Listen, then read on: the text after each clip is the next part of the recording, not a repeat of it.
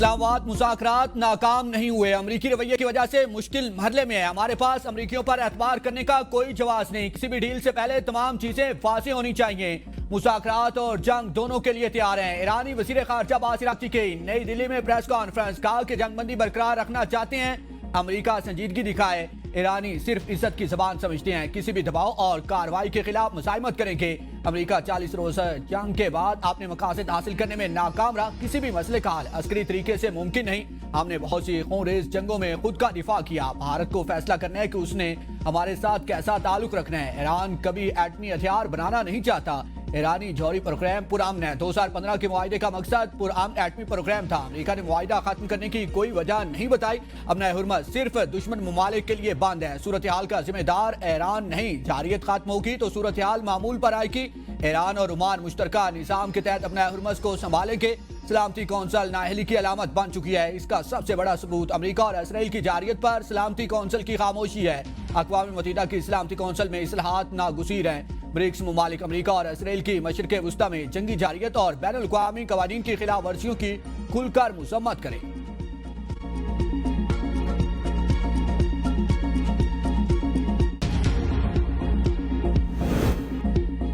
Iran 20 साल के लिए जौहरी प्रोग्राम मुअत्तल करे, हम डील के लिए तैयार हैं। अमरीकी सदर ट्रंप की मीडिया से गुफ्तगू, कहा कि हमने ईरान में जंगबंदी मुख्तलिफ ममालिक की दरख्वास्त पर की। चंद दिनों में ईरानी तेल खरीदने वाली चीनी कंपनीज पर आयद पाबंदियां उठाने का फैसला करूंगा। नाकाबंदी के जरिए हमने ईरान की तिजारत रोक दी है। अपना हुर्मस के जरिए ईरान यौमिया $500 मिलियन का कारोबार कर रहा था। मुझे नहीं लगता कि ताइवान के मामले पर कोई जंग होगी। ताइवान मामले पर चीन मजबूत मौक़िफ़ पर खड़ा है। ताइवान के हवाले से चीन से कोई वादा नहीं किया। ताइवान से मुतालिक हमारी पॉलिसी में कोई तब्दीली नहीं आई। अब तक ताइवान के लिए हथियारों की मंजूरी नहीं दी। मुमकिन है कि हम मंजूरी दें, यह भी मुमकिन है मंजूरी ना दें। चीनी सदर और मैंने बहुत से मामलात पर इत्तफाक किया। किसान चीन के साथ तिजारती मुआहिदों से बहुत खुश होंगे। चीन अमरीका से अरबों डॉलर की सोयाबीन खरीदेगा। टैरिफ मामले पर चीनी सदर के साथ गुफ्तगू नहीं हुई। अमरीकी सदर ट्रंप की एक बार फिर पाकिस्तानी वज़ीर आज़म और फील्ड मार्शल की तारीफ।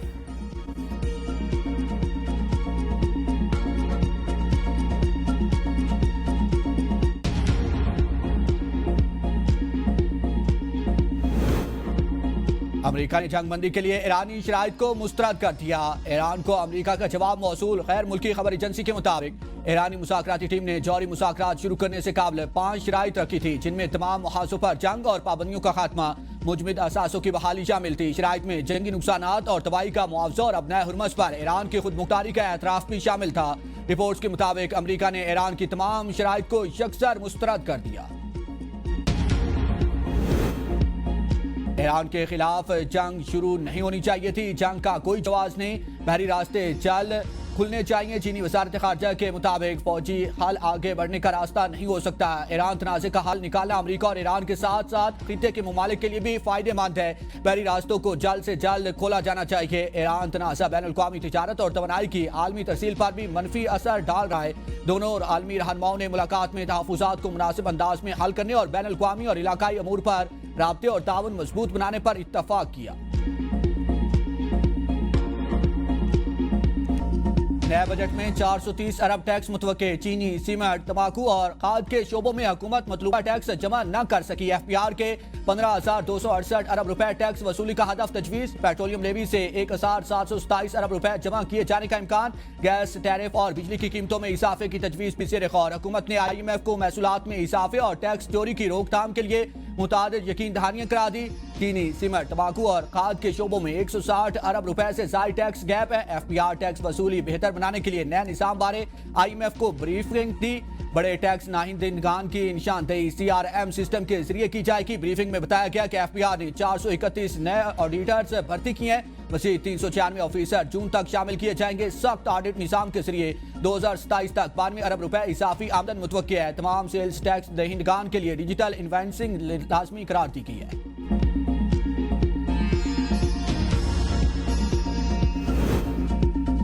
IMF ने पाकिस्तान पर 11 नई शराइत आयद कर दी हैं। स्पेशल इकनॉमिक जोन्स और स्पेशल टेक्नोलॉजी जोन्स के लिए टैक्स मराहत मरहलावार खत्म करने पर इतफाक। स्पेशल टेक्नोलॉजी जोन्स की तमाम माली मराहत 2035 तक खत्म करने का मंसूबा। आइंदा माली साल के बजट में गैस और बिजली की कीमतों में रद्दोबदल शामिल। गैस टैरिफ में जुलाई 2026 और फरवरी 2027 में तब्दीली होगी। बिजली निर्ख जनवरी 2027 में एडजस्टमेंट किए जाएंगे। नैब को मजीद खुद मुख्तार और शफाफ बनाने की शर्त भी शामिल। रिपोर्ट के मुताबिक मजमूई तौर पर IMF प्रोग्राम की शराइत 55 हो गई। IMF ने जायजा रिपोर्ट में आइंदा माली साल के मुआशी अहदाफ और तखमीना जात जारी कर दिए। रिपोर्ट के मुताबिक आइंदा माली साल टैक्स का हदफ 15,264 अरब रुपए हो सकता है। डायरेक्ट टैक्सेस से 7,413 अरब रुपए, फेडरल एक्साइज ड्यूटी की मात में 1,043 अरब रुपए जमा होने का इम्कान है। आइंदा माली साल सेल्स टैक्स की मात में 4,727 अरब रुपए जमा हो सकते हैं। कस्टम ड्यूटी की मात में 1,651 अरब रुपए जमा होने का तखमीन है।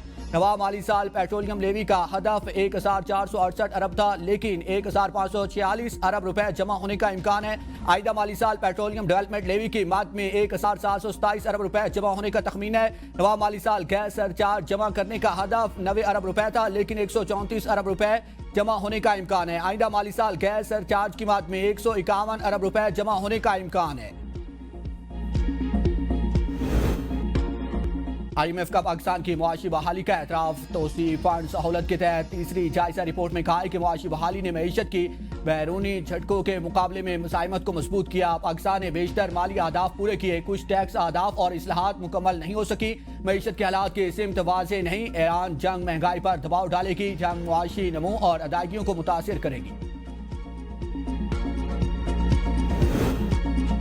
वज़ीर आज़म शहबाज शरीफ से चीन के कारोबारी वफ़द की मुलाकात। वज़ीर आज़म ने IBI ग्रुप के पाकिस्तान में अपने डिजिटल इकोनॉमी हेडक्वार्टर्स कायम करने के फैसले को सराहा। पाकिस्तान और चीन के कारोबारी सतह पर बढ़ते हुए ताउन पर इज़हार इत्मीनान। कहा कि IBI डिजिटल मईशत में ताउन, सरमायाकारी के फ़रोग और सनती इश्तराक को फ़रोग देगा। पाकिस्तान और चीन के दरमियान तारीखी ताल्लुकात कायम है। वज़ीर आज़म ने चीनी सदर के मोतबराना क़यादत में चीन की शानदार तरक्की को सराहा। चीनी कारोबारी वफ़द के सरबराह का पाकिस्तानी मईशत पर इज़हार एतमाद। IBI पाकिस्तान की मईशत में डिजिटल इस्लाहात में मुआवनत का ख्वाह है। पाकिस्तान में IBI के डिजिटल इकोनॉमी हेडक्वार्टर का क़याम इस समन में इंतहाई मुस्बत साबित होगा और पाकिस्तान के छोटे और दरमियाने दर्जे के कारोबारी इदारों को चीनी मार्केट तक रसाई फराहम करेगा और बेशुमार मौके मुहैया करेगा।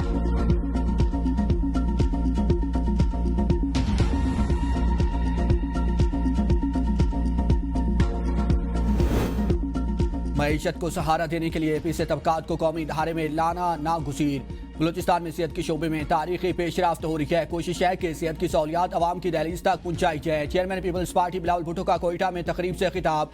कहा आम आदमी की माशी हालत बेहतर बनाकर ही कौमी मईशत को मजबूत किया जा सकता है। वसाइल की कमी किसी इंसान की जान बचाने में रुकावट नहीं बननी चाहिए। सिंध के कामयाब हेल्थ मॉडल को बलूचिस्तान में मुतारिफ कराया जा रहा है। सेहत के 11 मनसूबों का इफ्तिताह कर रहा हूँ, बाकी मनसूबों का इफ्तिताह भी जल्द होगा। सरफराज बुगटी ने 5 साल में तमाम मनसूबे मुकम्मल करने का वादा किया है। कोयटा ट्रामा सेंटर जदीद तिबी सहूलियात से आरास्ता एक शानदार मनसूबा है। आवाम को 100% मुफ्त और मियारी इलाज फराहम किया जाएगा। लोरा लई और खुशदार समेत मुतादिद अजला में सेहत के नए मनसूबे शुरू हो चुके हैं।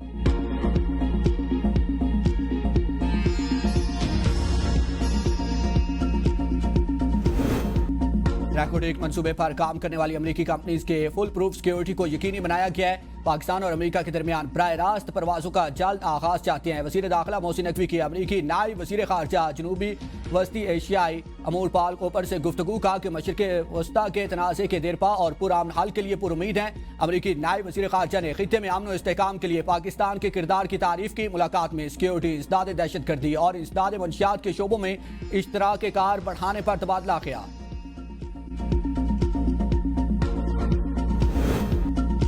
राजा नासिर अब्बास की बानी से मुलाकातों के लिए 3 अरकान पर मुश्तमिल कमेटी बनाने की तजवीज़। सेनेट इजलास में कायदे हिज़्ब इख्तिलाफ ने कहा कि कमेटी में हुकूमत और अपोजिशन दोनों के नुमाइंदे शामिल होने चाहिए।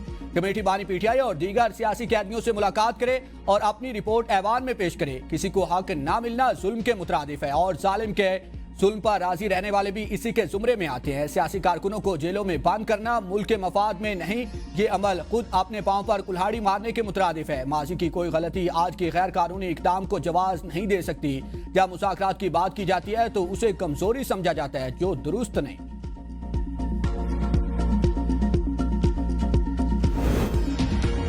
अपोजिशन लीडर कौमी असम्बली की हुकूमत को बानी से मुलाकात के लिए सोमवार तक मोहलत। महमूद खान अचकजई ने कहा कि हुकूमत बताए बानी से मुलाकात कब करवाएंगे, इन्हें मर्सी के अस्पताल कब मुंतकिल किया जाएगा। हुकूमत का यही रवैया रहा तो पीर को असम्बली ना चली तो जिम्मेदार भी हुकूमत होगी। वज़ीर मुमलिकत तारिक फजल चौधरी ने कहा कि बानी की मुलाकात सियासी मसला नहीं, हुकूमत यकीन दहानी कराए। कहा गया कि रात को क्यों अस्पताल ले जाया गया तो मेडिकल इमरजेंसी वक्त पूछकर तो नहीं आती।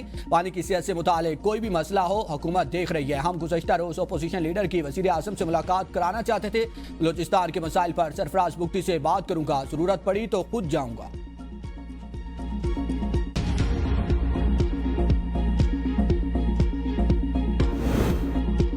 बानी पीटीआई की फैमिली ने यकीन दहानी करवाई थी कि बाहर निकलकर बात तक नहीं करेंगे। फैमिली की यकीन दहानी के बावजूद मुलाकात ना करवाना अफसोसनाक है। चेयरमैन पीटीआई बैरिस्टर गौर की मीडिया से गुफ्तगू कहा, अक्टूबर से लेकर आज तक कोई मुलाकात नहीं करवाई गई, ये तशवीशनाक है।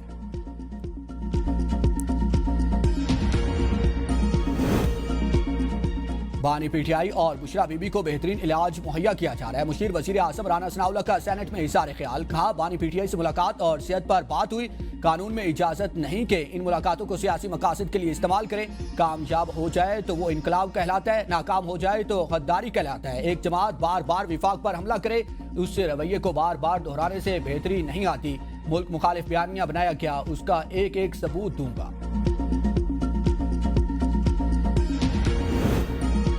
190 मिलियन पाउंड केस में बानी पीटीआई और बुशरा बीबी के वकला को 20 मई तक हतमी दलाइल देने की आखिरी मोहलत। इस्लामाबाद हाई कोर्ट ने तहरीरी हुक्मनामे में वाज़ेह किया कि आइंदा समाअत पर गैर जरूरी ताखीर या इल्तवा की दरखास्तें कबूल नहीं की जाएगी। उम्मीद है फरीकैन जानबूझकर समाअत से गैर हाजिर नहीं होंगे।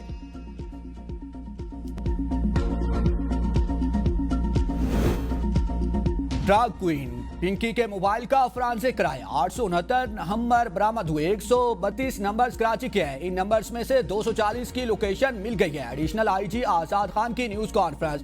कहा, यह नेटवर्क सिर्फ कराची सिंध तक महदूद नहीं है, अफ्रीका के लोग भी शामिल है। लाहौर में 6 से 8 गैर मुल्की अफराद नेटवर्क चला रहे थे। 20 खवातीन भी नेटवर्क का हिस्सा है। 9 राइडर्स की शिनाख्त, 8 का ताल्लुक पंजाब से है। मुलजमा के घर पर छापा मारा, वहां से भी मंशियात मिली। पिंकी के बैंक अकाउंट्स का रिकॉर्ड भी हासिल कर लिया। मुलजमा की जानिब से 5 करोड़ की ट्रांसैक्शन की गई। सबसे बड़ी ट्रांसैक्शन इना के नाम से हुई।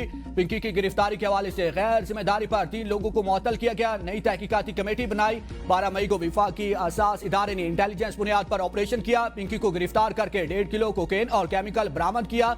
तफ्तीश में पता चला सिर्फ सिंध में 20 मुकदमात है। 6 मुकदमात में अनमोल उर्फ पिंकी बरी हो चुकी हैं। सिंध में होने वाले मुकदमात में 17 पुरानी हैं।